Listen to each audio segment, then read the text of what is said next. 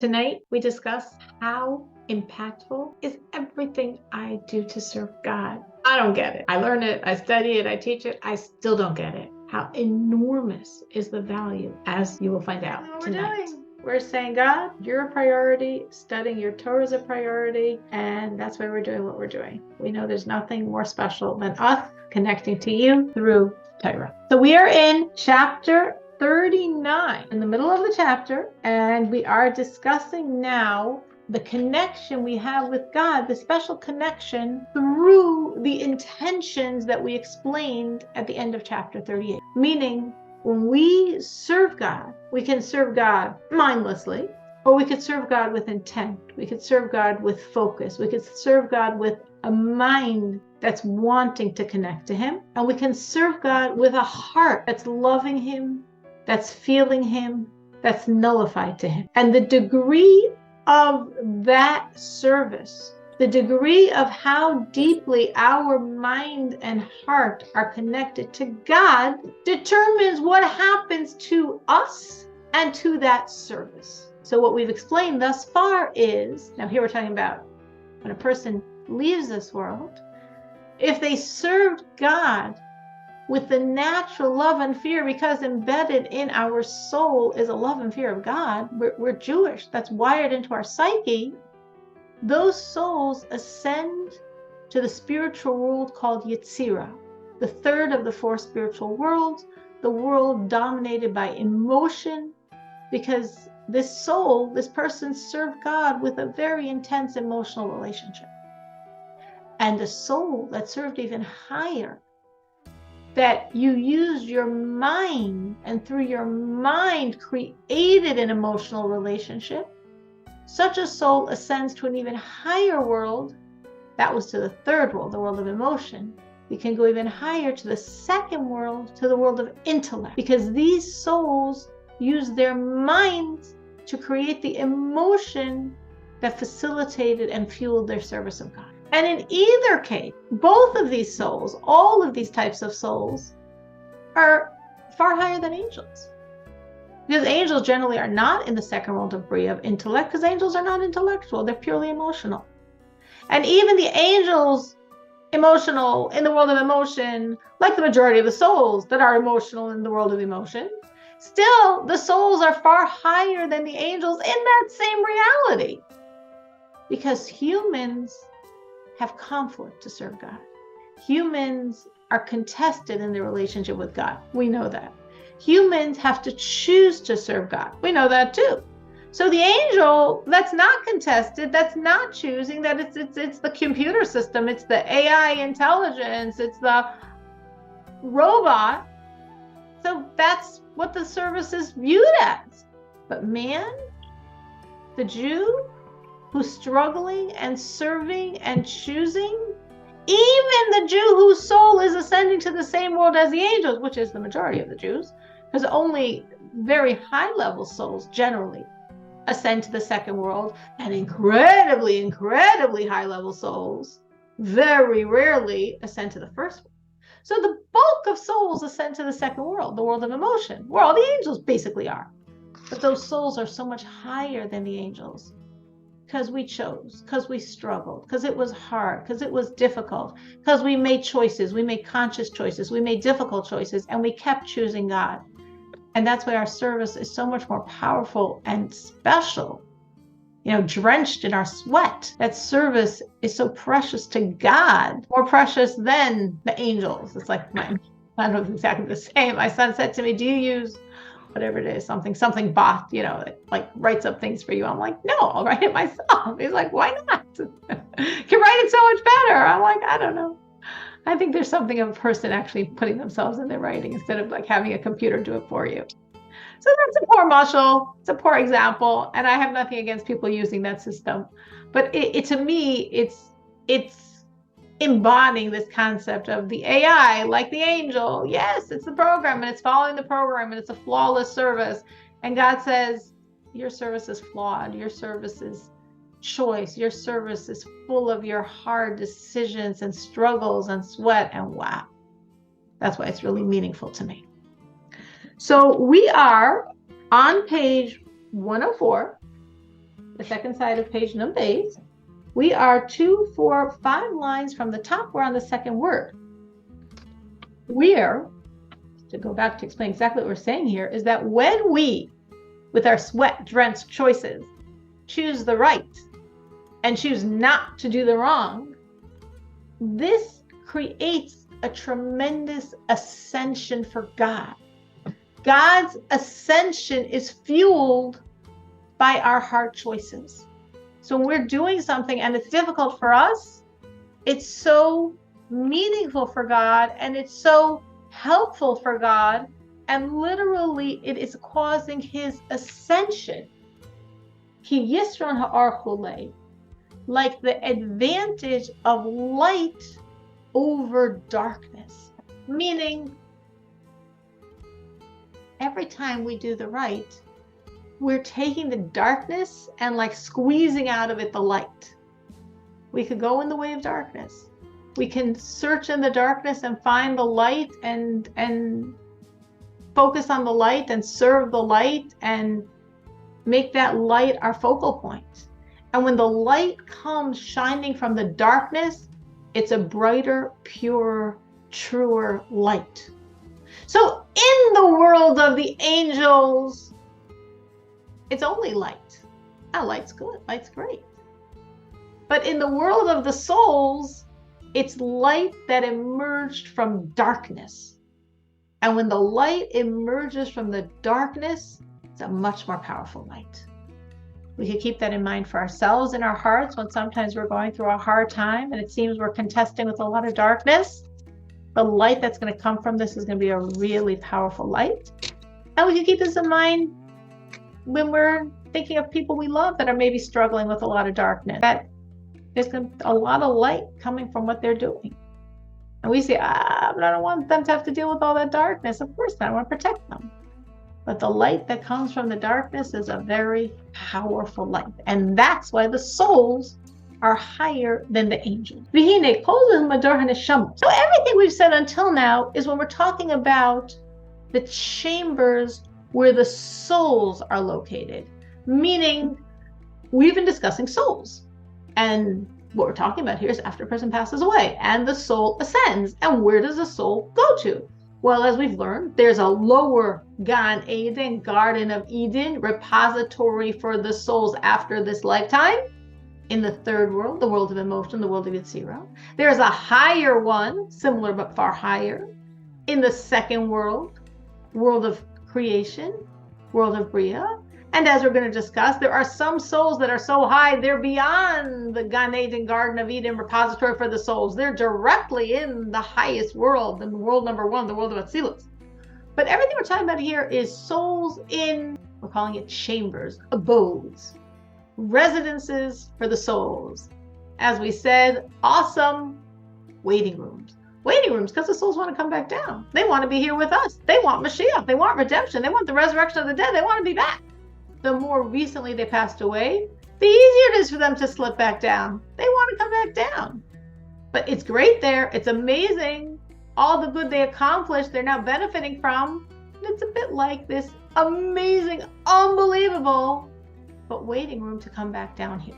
So that's what we've been discussing, where the souls are located in these Garden of Eden, Gan Eden abodes versus the angels in their abodes.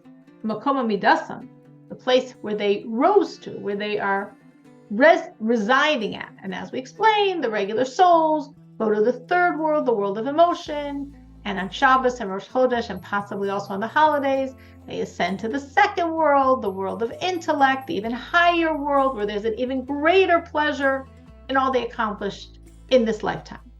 But that's only talking about the soul. That's not talking about your service, what you did, because a soul is an entity. And as an entity, there's a big sense of separation from God. Even a soul that's a purely godly entity is an entity.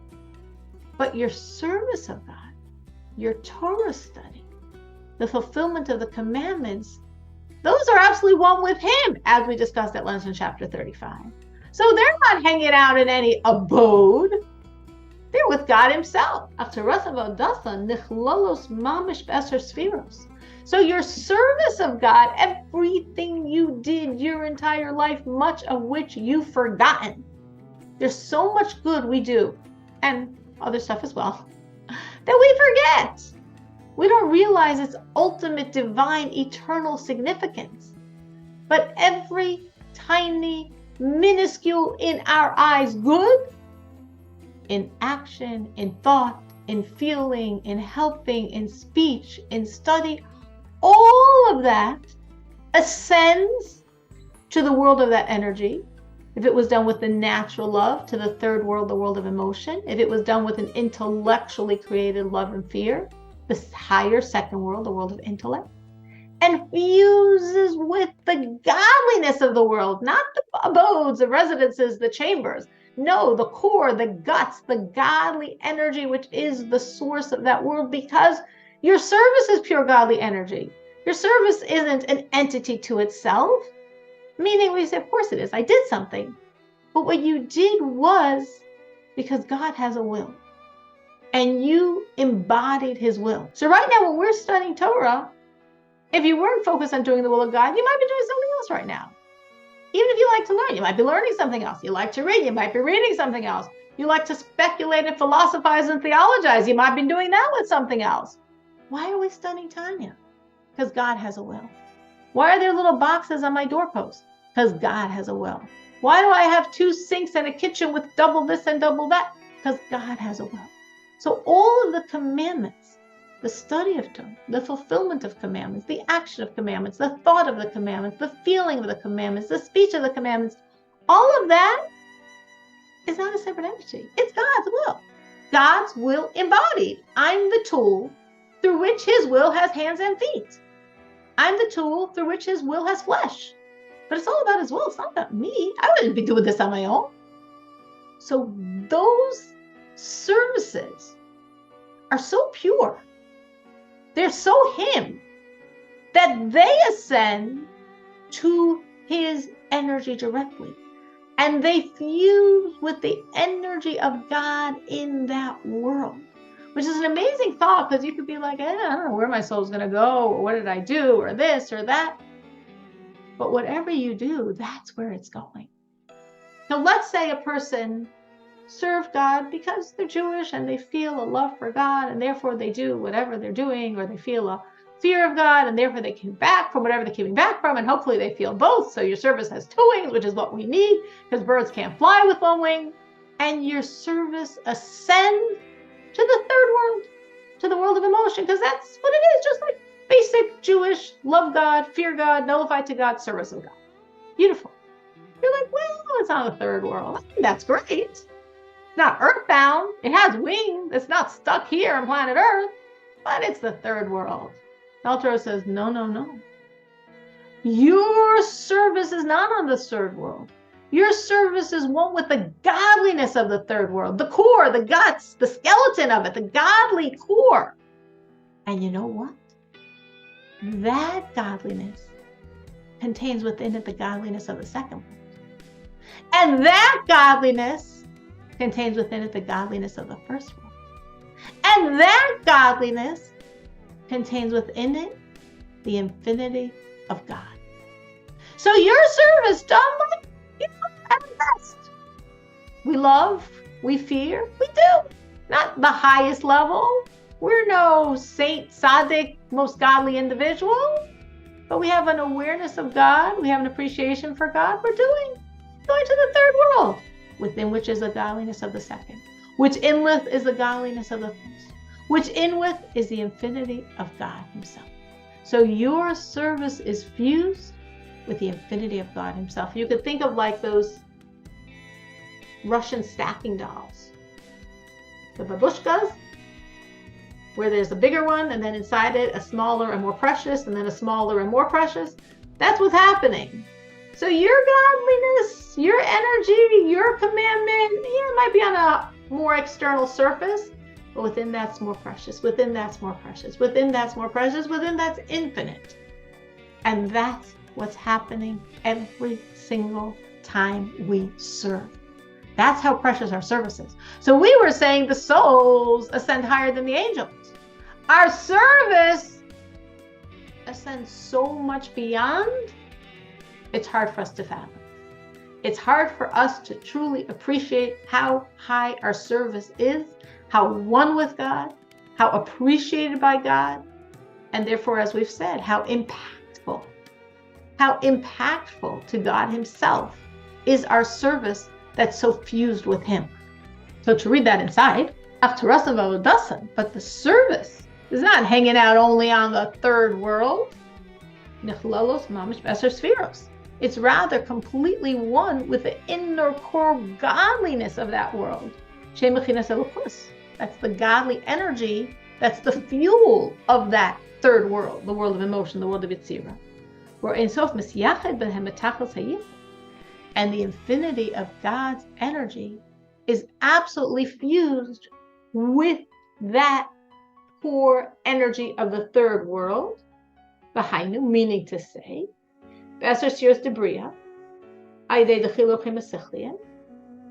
in the 10 divine attributes of the world of Bria, the second world, through the intellectually created emotions of love and fear of God,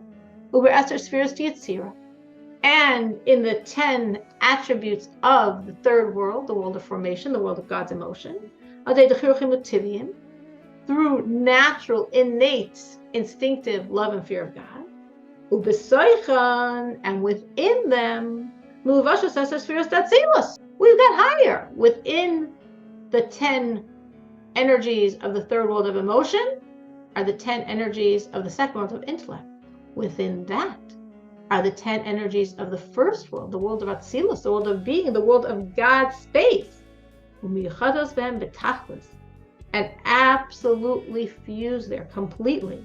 And these 10 divine attributes of this highest world, so high, it's higher than emotion, it's higher than intellect, it's just one with God, it's just absolutely subsumed in God's reality.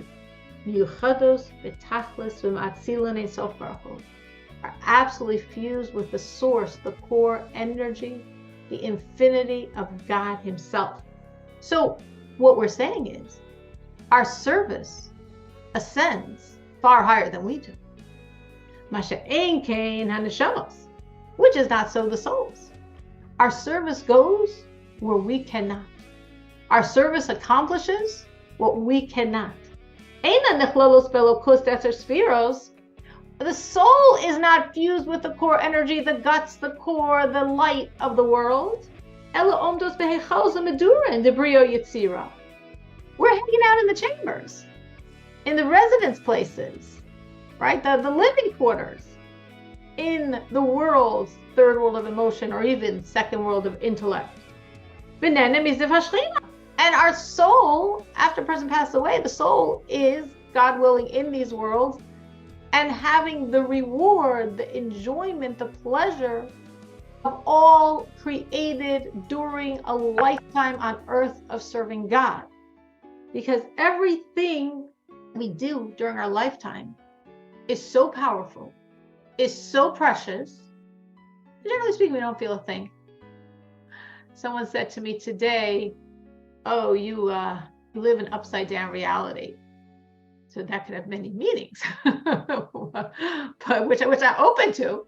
But what she meant by it was that our world prioritizes physical power, money, prestige, and that's the right side up version of this world and what's important in life. And the upside down reality is godliness. Because in this world, it seems down. It should be up, but it seems down. But when we prioritize that hidden reality, the godly reality, what we're doing is beyond what we understand, not beyond what the world understands. We don't even understand it. We don't get it. We don't appreciate what's really happening when we serve God and the value, the infinite value of everything we do. I think maybe perhaps the Lubavitcher Rebbe trained us a little bit in this, because Lubavitcher Rebbe prioritized getting a Jew to do a mitzvah. Get a Jew to put on tefillin, even once. Get a Jew to light the candles for the Shabbos, even once. And the Rebbe poured so much resources, money, time, energy to get a Jew to do a commandment. So that's sort of hinting to us, letting us appreciate the enormity of a Jew, the enormity of a commandment, the enormity of a Jew doing that commandment, and how incredibly powerful it is. So when we could think about it in terms of, that Jew somewhere out there in the world, it's also true about our own service every single day of our life. And if I think about it, about my own service, maybe it would inspire me to do more, to do better, to appreciate what I'm doing, to feel the power of what I'm doing, to be like, this is so cool that I can all day long be creating diamonds. All day long for free. I could make the most precious things. I don't even get how precious they are, but I'm, just producing jewel after jewel after jewel that God knows the value of. And the Alter Rebbe here is giving us a little glimmer into its value and emphasizing here that however much the soul did, it's never going to go as high as those things we produced, as those jewels. Because those jewels are absolutely one with God in his core divine energy. Now, from their being one with God in his core divine energy, now it comes back to benefit me. So when the person passes away, everything they did their entire life, which has ascended to whatever was the appropriate world, or basically we're looking at it either on probably world 3, or possibly world 2, probably the world of emotion, possibly the world of intellect, intellectually created emotion. But it went into the guts of the world.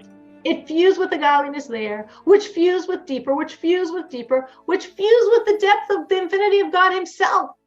So there's this fusion, this synergy, this absolute oneness of your action and Ein Sof and God's infinity. Fusion, touching, one. And from that comes forth such energy that lifts up God, and such energy that washes the soul, that the soul is receiving from and appreciating and benefiting from and growing through in its lifetime in the heavenly abodes, in the Gan Eden, in the Garden of Eden above, as the souls wait for us to bring the redemption, enjoying the depth of divinity created by his very actions on this world.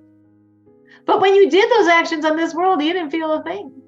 You didn't know what you were doing. You might not have appreciated it. You might have been like, without even really paying attention, without even really valuing it, just happened to be. But above, wow, every one of those actions is like, oh my, am I grateful I did that? Wow. It's such a burst. It's such a beacon of light for God, for the world, and for this soul, for this very soul that created that beacon of light. So when we say the soul is basking in the glow of the divinity it created, it means, as we now understand, the energy of what you did fused ultimately with the infinite energy of God himself. That's what's now shining on the soul in whatever Garden of Eden abode that soul is now at. Now this is literally created by their divine service. Meaning it's not just that God says, oh, you're so wonderful here, let me shine some fairy dust godliness on you. No, you created something. What you created is yours forever. So the energy of what you created comes back to enhance you. But we're saying this energy that you created has become so powerful because it's fused with the infinity of God. And that's what's enhancing you. That's what's giving you this divine pleasure. If we understand, it goes in both directions. can't even fathom what it means, the pain the soul goes through in the cleansing processes. And we cannot fathom the depth of joy and pleasure the soul experiences from anything the soul created in a lifetime in this world. So it could be, you could think of people you know that passed away, and sometimes people leave this world very rich with the stuff you take with you, not the stuff that you can't take with you. Rich in service of God, rich in commandments, rich in Torah study. And you're like, wow, okay. It's tragic for us when a person passes away, but you feel better in your heart knowing how rich they are, knowing how much that soul is going to bask in all it created in this world. And sometimes souls leave and they seem poorer. They didn't have as many opportunities to serve God. But every single thing they did is standing with them for eternity. Whatever it was, whatever service of God they did, whatever Torah study they had, stays with them forever, illuminates them forever, gives them this divine pleasure forever. And of course, what we can do as people that love people that have passed away is we can do things for their soul. Just like we just had the holiday of Shavuos, and we said the Yizkor prayer. And in the Yizkor prayer, of course, we make a mental pledge to give charity after the holiday. And that prayer and that charity we give, it's our care package of love for the soul that ascends through what we have done for the soul. And if you're a child, anything you do for the rest of your life helps your departed parent. You don't even have to be thinking about them. You don't have to be focused on them. You're their child. Whatever you do is always helping them, is always helping them ascend closer and closer to God. So sometimes people pass away so rich, and sometimes people pass away and they're not as rich. But whatever they did is helping them forever, and whatever we can do for them is helping them forever. Because that's the power of the service of the Jew. I'll ask one thing. Sorry. Sarah. Hi. So is it possible in what we're discussing now that what someone does isn't enough, like on their level, or it just isn't? You could do better. And yeah, of course that's possible. That's why it's so beneficial for people in this world to do things to help the souls of the departed.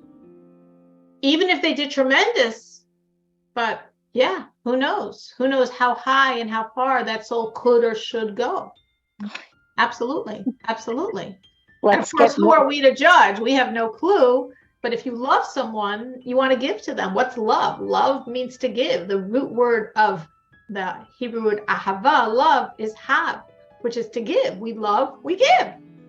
In this world, we love our children and we feed them. We want to give to them. So if for someone that's passed away, we love them, we want to give to them. Can we give meaningfully to people that have passed away? Absolutely.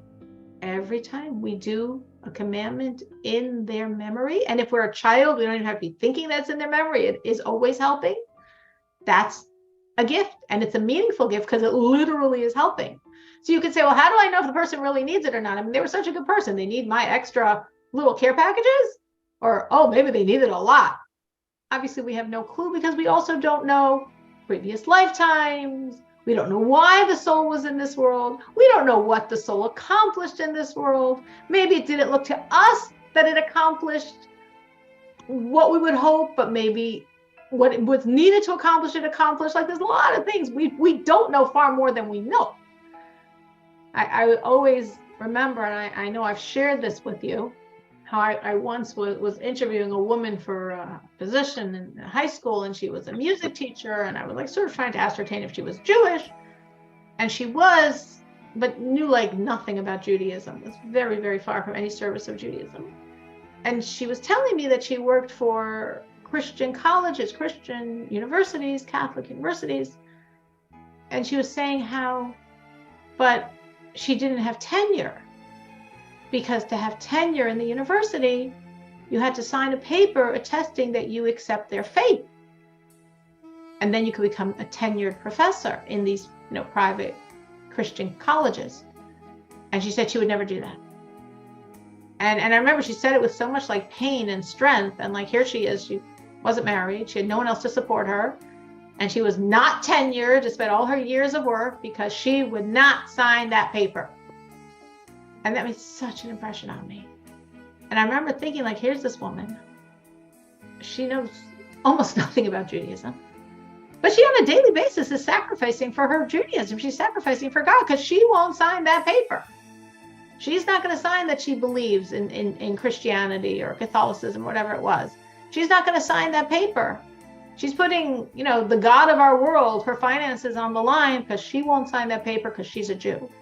So maybe what this woman's soul came down to accomplish, she accomplished through day after day of not signing that paper. We don't know. We don't know why the person's here. We don't know what was the accomplishment of previous lifetimes. We don't know what was the purpose that was supposed to be achieved in this lifetime. But ignorance is bliss. We don't need to know. We just know that whatever we do is significantly helpful. Whatever we can do for someone that passed away that we love, if they desperately need it, or if they're in amazing shape, it will still always be valued, always be appreciated, and always help. Any other questions? Any other thoughts? Thank you for giving me some more stuff to worry about. No, Baruch Hashem. Baruch Hashem. Okay. Ki schar mitzvah hi mitzvah atzma. Our sages have an expression which has myriads of levels of meaning, but we'll explain it in the context of our discussion at hand. The expression of our sages is the reward for the commandment is the commandment herself. Now, obviously, don't I get reward when I serve God? Absolutely. Myriads of levels of reward in this lifetime, the next lifetime. But the real reward, the core accomplishment of your commandment, is the energy of the commandment itself. So when do you feel that energy? When the person's passed away, when the person's above in that divine abode. So what was the real reward for their commandment? Maybe the person, for example, person in this lifetime was very generous, gave lots of charity. And I'm giving that as an example because we know that the reward for charity, of course, is tremendous financial abundance. So they gave charity and God blessed them with a lot of money, and they gave a lot of charity from that and God blessed them with even more money. So they gave lots of charity, they were blessed with lots of money, so they got the reward for their commandment. They got a little tiny fringe benefit. That's not the real reward. That's like, the superficial stuff that's very important to us in this world. But the real reward is the energy of the commandment herself. And that energy you experience when the person is above in a divine abode, that's what the person is being washed with. Literally the energy created by the commandment as it's fusing with the infinity of God. That's the real reward. That's the real bounty. That's what's really helping you from the commandment. And of course, there's many, many other levels that this saying of our sages is explained on, because it's true on myriad levels. The reward of the commandment is the commandment itself. The etymology of the word commandment means connection. We call in Hebrew commandment a mitzvah. The etymology of mitzvah is the word safsa, which means bond, because every commandment binds you to God. So the reward of a commandment is the commandment itself, is the binding, the fusion with God you achieve through the commandment. Nothing is more precious than how close and one you are with God as you do that commandment. And at the same time, the reward of the commandment is the commandment itself. When the soul is above, the energy that you created by the commandment itself, that's the real reward you're actually getting, finally appreciating from those things that you did in this world that maybe you didn't even know how valuable they were. There's a famous metaphor. I'm sure many of you know there's a few famous versions of the story. The person that, went to the island of Schmaltz. It was really an island of diamonds, but when he got to the diamond island, he forgot the value of diamonds, because in that world, the only thing that was valuable was schmaltz. Became so rich with schmaltz, left the island, came back home, had a boatload of schmaltz, meaningless schmaltz, fats, oils, and a few diamonds he picked up along the road. A few diamonds that he didn't value. But those were the diamonds he had for eternity. Or many other stories and metaphors to bring out this point. It's very easy to understand how in this world, we're picking up some rocks, some pebbles, some diamonds. We don't know what it is. But ultimately, these are diamonds. These are far more precious than diamonds. We just metaphorically call them diamonds. It's some term for them that we can put a label on in this world. Far more precious than diamonds. There's another famous metaphor of the people schlepping up a mountain with these heavy boxes, and some of them are like, ay. And some people with these massive boxes are like dancing up the mountain because they know what they have in them. And it's not rocks, it's diamonds. And sometimes in our service of God, we like, we're working so hard, the martyrs out there. But if you appreciate the diamonds, you're dancing as you carry. So the Rebbe here, in a very deep way, is explaining to us this concept that we can really understand the value of what we're doing. To do it more, to do it with more appreciation, to do it with more joy, to be so grateful that we can do it, and to help people we love that they should do it too. Because it's that precious, it's that valuable. So until now, we've basically been focusing on world 2 and 3. 3 being the world of emotion, 2 being the world of intellect, 3 being where the souls hang out that serve God in the natural way of emotion, and 2 for those higher souls that use their intellect to create emotion and serve God.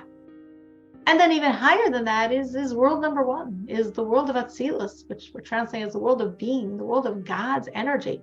Higher than emotion, higher than intellect, just God. Which is why we don't have chambers, we don't have Garden of Eden, we don't have angels, we barely have souls, because what's overwhelming there is God. So in this world,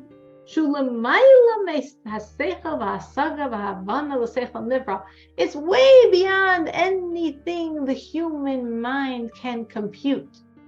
It's way beyond anything we're going to understand about God.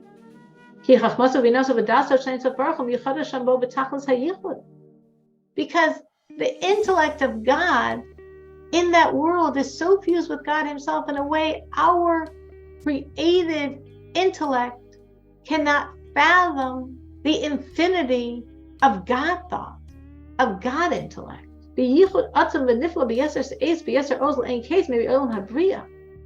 Way beyond how that intellect is expressed in the second world, the world of Bria, the world of intellect. You could say, wait a minute, I'm so confused. Because we've been saying again and again and again, and world 2 is a world of intellect, where people who serve God using their intellect to create emotions. And now we're saying, no. Higher than that world 1, higher than intellect, we can't fathom God's intellect. God's intellect is beyond us. And what are we talking about? What's happening in world 2? So the Rebbe explains. In the highest world, in the world we call it Atzilus, the world of God's being, in that world, what's overwhelmingly present is God. So like nothing else really exists. Nothing else really has space, which is why it's not a world of chambers. It's not a world of Garden of Edens. We don't have angels bustling around. We don't really have souls. Just very few, very high souls get there. It's a world where it's felt and experienced God. Like Atzilus from the etymology of the word Eitzel, next to, right by God. Or Ne'etzal, it just evolved directly from God. So what's there is God. That's the substance of the world. And that God space and that God being is so beyond the comprehension of a finite creation, including a finite soul. Happened in the world of Bria when we said it's a world of intellect, because between that highest world of being and that second world of Bria, of creation, of intellect, there's this massive constriction. He used to call it the Iron Curtain. That Iron Curtain, that massive constriction, is a constriction on the intellect of God. So it becomes small enough, so to speak, that a soul can fathom it, that a soul could benefit from it, could grasp it on some level. So that's world two, the world of intellect, of God intellect, but of God intellect made small enough for a creation to grasp. But world one is before that Iron Curtain, before that massive constriction. In world one is beaming God's presence, God's intellect, God's wisdom and intellect and understanding higher than those constrictions and veils and iron curtains. And that's why it's not really something a created being, including a soul, can grasp. So what's the response of the soul to all that energy? Nullification. When that God energy is so intense, which is in that world of being, it's just like nullification. So in the second world, the response to that God energy is intellect. In the third world, the response to that God energy is emotion. But in the highest world, higher than a lot of the constrictions and veils, the response is nullification. So the souls in that world are souls that spent their lifetime absolutely nullified to God and continue in an even greater measure as they're in that world of Atzilus, waiting for us to get our act together and bring redemption now. Because they'd give it all up. They'd give up everything they've accomplished in thousands of years in Atzilus to be back down here with the redemption. And they're sort of like prodding us along, like, no. But at this moment, while they're still waiting, should only take a moment, less, they're going even higher in absolute nullification to God. And that journey of absolute nullification to God continues forever. We're told it's really the journey of every one of us in our lifetime in this world. And it's the journey of every soul above, including the souls in the highest world of Atzilus, including the souls that have been in Atzilus for 3,000 years. It's an infinite journey of deeper and deeper and deeper subsumation in God Self. That is the journey all of us are on, and every soul is on, including the souls in Atzilus, just complete nullification within God reality, God space. The world's journey, our journey, the soul's journey, and the journeys in Atzilus as well. I was going to explain. So this infinity of God that's shining in the world of Atzilus, in the highest world, in the world of being, where there's absolute fusion and oneness of God's Chachma, Bin, and Das, his intellectual powers shining in that world. Yichud Shamba with Tachlis HaYichud are absolutely fused there.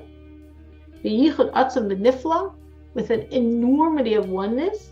The Yeser says, V'Yeser Oz L'Ein Kates, infinitely, intently beyond whatever's happening, maybe Olam Habriya, in that world too, the world where we thought God's intellect was shining.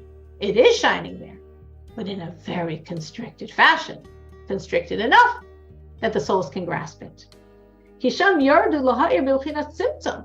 Because in that second world, the world of intellect, the world of Bria, the world of creation, the intellect of God descended to be very constricted enough for us to get it. So that intellect of created beings, of these very, very high souls, could grasp this intellect of God. Leidas Havaya, to know God. To be able to grasp some type of grasp of understanding of God. Based on how much could that intellect apprehend. It's a created intellect. It's a finite intellect. It's a soul. A soul is created. A soul is so finite. So for that finite soul to have the enormity and depth of pleasure of understanding God has to make himself pretty small. That we could grasp it on some level, these very high souls. But in the world of Atzilus, in the highest world, God's not making himself so small. So the enjoyment is not apprehension of God. That's not what's happening there. It's fusion with God. It's nullification to God.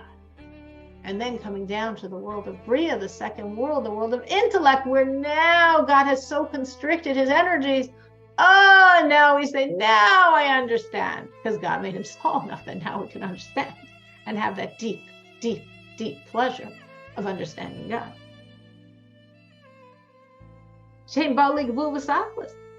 Because even a soul has dimensions, has parameters, has limits.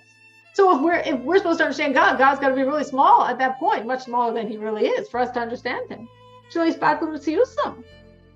if God doesn't make himself so small, and we're trying to fuse with him, you know what would happen? We would cease to exist. There would be absolute, what's called kabbalistically bittul b'mitzias, which means we cease to exist. We become so subsumed with God, we cease to exist entirely, which is not what we are supposed to be striving for, and not what God wants for us. God wants us to exist, be one with him, be nullified to him, and exist as a part of him.